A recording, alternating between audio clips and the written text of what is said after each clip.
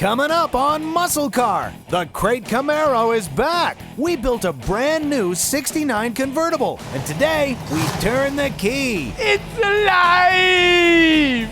Later, an all-original Hemi, low miles and high performance.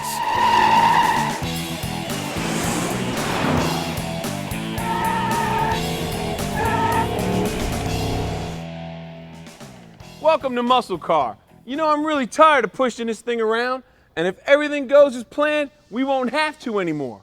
It's still better than when I first brought it in here. It was in a crate. Year one calls it a reproduction part. I call it a challenge, to build an entire car from their catalog, starting with this new 69 Camaro body from Dynacorn. After pre-fitting paint, it slowly started to come together. Last time you saw it, we hung suspension and reassembled the body. Now there's still a gaggle of stuff that's got to be done, and there's some things that were taken care of since the last time you saw it, but by far the coolest thing is that. A friend of mine, Igor, came into town on some business. He did me a favor while he was here. In case you haven't noticed, he's a pinstriper. He grew up in a family sharing two passions, fast cars and fine art. Igor's destiny was obvious, since all of his school books were flamed. He's been watching the show, he fell in love with the project, and he just wanted to be a part of it. Well, he's part of the project now forever, and I just had to show that to you guys before it got hidden behind the gas tank. We got this thing from Rock Valley, and it's almost art in itself. Stainless steel, internal baffles, and they'll custom make one for anything you got. Now that the gas tank is in, I can finally run my exhaust, because what I'm gonna do is fab my own, and for a couple of good reasons. Being that nothing under here is stock, I want to make sure it clears everything. Not to mention I like to keep it up against the body so I don't have any clearance issues. If you haven't done this before, it's not that difficult. You just take one piece at a time and make it go where you want it to. I'm using what remains of this 2 1/4 exhaust kit that was left over from a previous job. I place the flow masters where I want them, then I make the pipe come to in. Well, it's been pretty easy up until this point, but now it gets tough. And in my opinion, first generation Camaros and Novas are the biggest pain to get it over the rear end and out the back. If you watched me make the headers for old Blue Hair a few weeks ago, it's really the same process.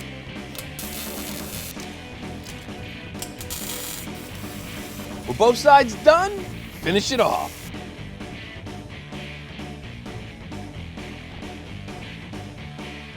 Last time you saw the engine, we finished up the coolant and the AC system. All that's left is the electronics. Not bad considering it too came in a crate. It's a 350 ZZ4 small block from GM Performance. It's good for 350 horse-feet for the Edelbrock Performer RPM manifold and their 600 CFM carb, all flowing through some block hugger headers from Sanderson and topped off with a vintage air front runner serpentine setup. Now I've already installed my Mallory Unilight distributor and the coil. Now it's time for my L460E transmission control module from GM. Now these overdrive transmissions have become really popular in the last few years because everybody knows you're taking it in the rump when you're at the pump. After the engine's fired up, we'll program it with our laptop. Now that my plug wires are in place, it's time to put in my battery. Now I'd love to hook this baby up and fire it up, but I can't, because I got to take care of that spaghetti factory where my dashboard's at. Now I was going to run a stock dash setup, but I decided to go with this one from Covan. It's an injected plastic and it's even textured like the original ones. And they sell a full line of odometer gauges. I decided to go with the ultralights because they're silver faced, so they match the stripes. Now all this wiring, it may look intimidating, but it's really not. Painless does a really good job of marking the wires all throughout the car. And another thing, nobody's repopping these heater control switches, so I went to the junkyard and found myself a good one.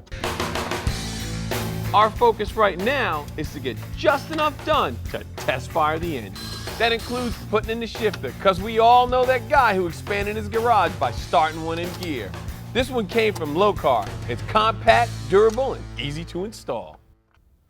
Now before I hook up that battery, I'm going to put butt connectors on all my loose wirings, just in case any of them get hot. Then I'm going to do all my fluid levels, and don't go away because when you come back from the break, we're turning the key.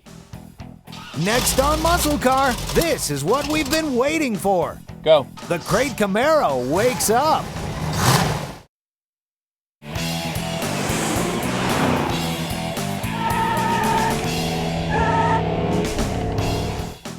glad to see you guys made it back. You're just as curious to see if this thing is going to fire as I am. I got it all wired up. I'll finish up my fluids, and we'll see if we got a hand grenade on our hands.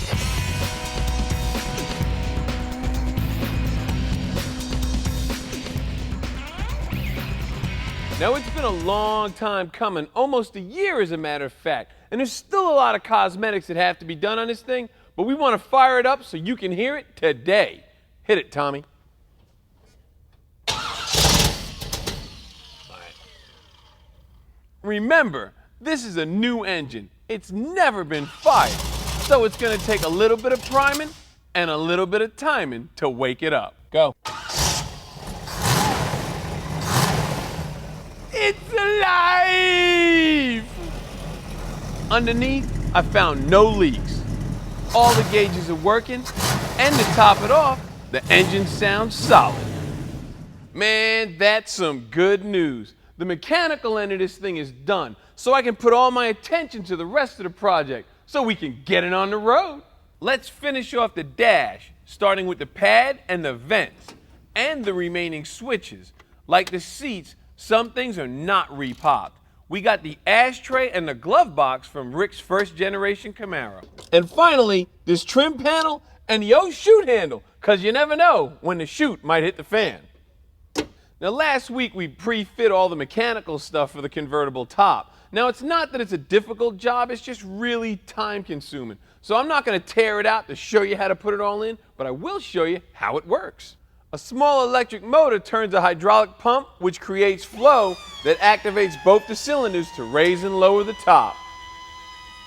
Now, it just fell right into place, no major alignment issues. But the cover, that's a whole different story. It's got to be on there nice and tight so there's no wrinkles. So you got to push and pull just to get it to look right. So you might want to do what I'm going to do and go find an upholstery guy. And you're going to have him do something else for you because nobody's repopping seats. So you're going to have to go out, get yourself a good set of used ones, and then you just can't have them covered. Let me show you why. Because they don't fit. So that only means one thing. It's time for some modifications. Now, all I got to do, because these tubs take up so much room, is measure out where I want my seat to go, and it's time for some fun. Now, I'm going to have to take a full 6 inches out of this seat. And these corners here are really hard to recreate, and so is this middle part. So what I'm going to have to do is I'm going to have to take some out of here, and I'm going to have to take some out of here.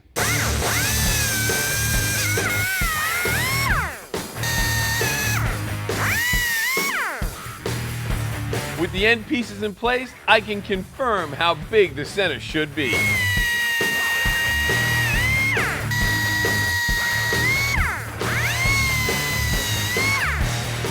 This is some thin metal you're working with here.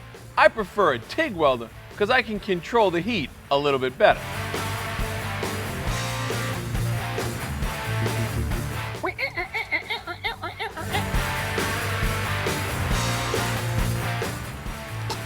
Now, how's that for flying by the seat of your pants? Let's see if this baby fits. I knew it would. Now it's the same thing for the back of the seat, and then it's off to the upholstery shop. Now we can finish the rest of the interior. Outside of a little trimming, everything is pretty much an easy fit. We had a whole bunch of options for the front seats, but we kept it stock with new skins for some old originals. To avoid a common mistake, door handles on before the windows. The door glasses are a breeze to find. The rear quarters are a little bit more difficult. However, they're both tedious and time consuming to put in. Now, 80% of these parts came from year one. We did, however, have to get some parts from some other vendors. Rick's first generation Camaro, Classic Industries, Covan, and Autometer. There you have it. The interior is about 90% done. Now, I missed some stuff because there's a lot of parts here, and that's okay. So keep a list as you go along. If I'm half as lucky on the exterior, you're going to see this baby rolling down the road. Coming up on MuscleCar, the Crate Camaro hits the street. And next, we're going to see a rare Mopar that was born to burn rubber.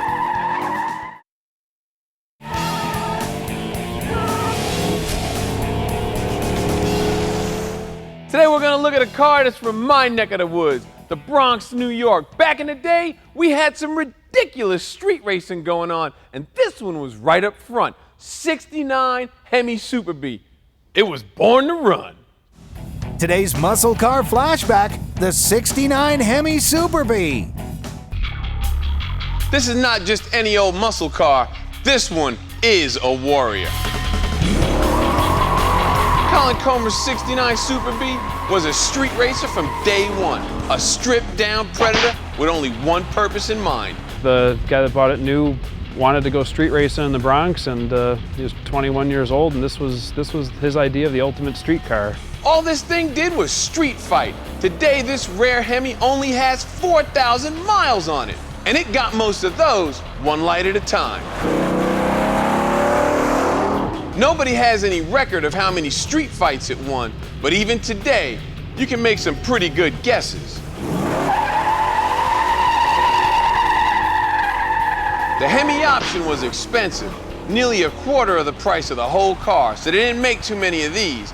Only 38 4-speed Hemi hardtops were built in '69. No options but the Hemi and the driveline that went in it. The heavy-duty 4-speed, a 410 gear in the Dana 60. Nothing to make it look better, everything to make it go faster. The double-scoop Ram Charger hood came standard on the Hemis, and they needed it to let that massive engine breathe. Side scoops right behind the doors were optional, but they were just for show. Super Bees looked like two-door taxi cabs, and that's pretty much what they were. Plain B bodies with just a little chrome around the wheel wells, fat Super Bee stripe across the rear quarters. Dog dish hubcaps on the standard F70-15s finish off that plain yet simple look. Chrysler said the whole package was meant expressly for those interested in sanctioned drag racing. Yeah, right. Running the streets was about as legal as this one ever got. Burning the tires light to light and listening to those two cars moving some air. Even big-time Mopar guys like Colin gotta admit, Chrysler didn't build the tightest bodies back then. But then when those Hemis were up front, who cares? It's all about that straight line. You accept it for what it is, and when you get on the throttle and you run it through 4 gears, you kind of forget about the squeaks and rattles, and when you hit a bump, it does the two-step. It's all secondary to the performance and the image and the way they were. Now, it is possible that this thing could operate in a less hostile environment. Not that you want to do so. This car wasn't exactly meant for comfort. It's basically a plain Jane wrapper for the Hemi. Bench seat, hard springs, basic gauges. Just look at that, 4,000 miles on it. Colin's Super Bee every now and then gets a nice drive through the park. But it's not really happy unless it's going all out. Sometimes a little street fight is just too much to resist. But once in a while you get some kid in a Honda who wants to run and give him a good lead, and then you can go by him and show him what muscle was like 30 years ago. You could say it was about like that. Get in a Honda. You're right. I'm getting back on the Camaro. We're taking the Camaro on a shakedown cruise. Next on Muscle Car. Hey, come on, hurry up and sit down. We're gonna finish this thing today, but let me tell you what we've done so far. We customized our own exhaust, finished up enough wiring to fire it up. Customized the rear seat, and got the convertible top working and completed the interior. No wonder I'm tired, and I want to drive this thing today, and we're getting close, but there's still a few things that I gotta get done. With the wiper mechanisms installed, the cowl can finally go on. And of course you'll need these to wipe the drool off from those onlookers. Since this is a year one project, we let them choose the wing. This one's originally for a '69 Trans Am. I think it works. With the side markers and taillights in place, this shiny new repop bumper completes the rear. Oh yeah, the trunk lock and the bow tie I forgot to order, which is on my list. With the exception of the emblem in the back, all I'm putting on for chrome is this rearview mirror. You know, the minimalist approach. Less is more. Well, it's time to put a face on this thing. But before I do that, I gotta tell you guys something. When you get your wiring harness from Painless, they don't send you any pigtails, and the reason is because they assume that you're rewiring your car and there's an existing wiring harness. Well, that's not the case with this. So what we had to do is call Classic Industries, and they sent us every pigtail for this application. And let me tell you, there was a lot of them. Now, we could have gone with the hideaway headlights that came on the RSSS package, but here too we decided to keep with the less is more theory, so the standard grille got the nod. Well, the last thing left to do is dial the transmission in. This 4L60E, being that it's electronically controlled, will actually allow us to marry this transmission to the car. But we got to give it a little bit of information. Tire size, rear end gear size, number of cylinders, and then we're good to go. And we push it no more.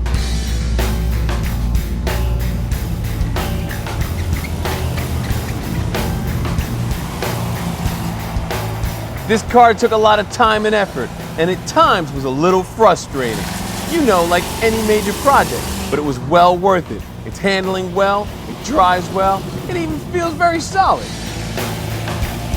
Now, Dynacorn will be launching a new body this fall. It's a 70 Mustang Fastback. So all you Mustang lovers, you better start looking for a parts car.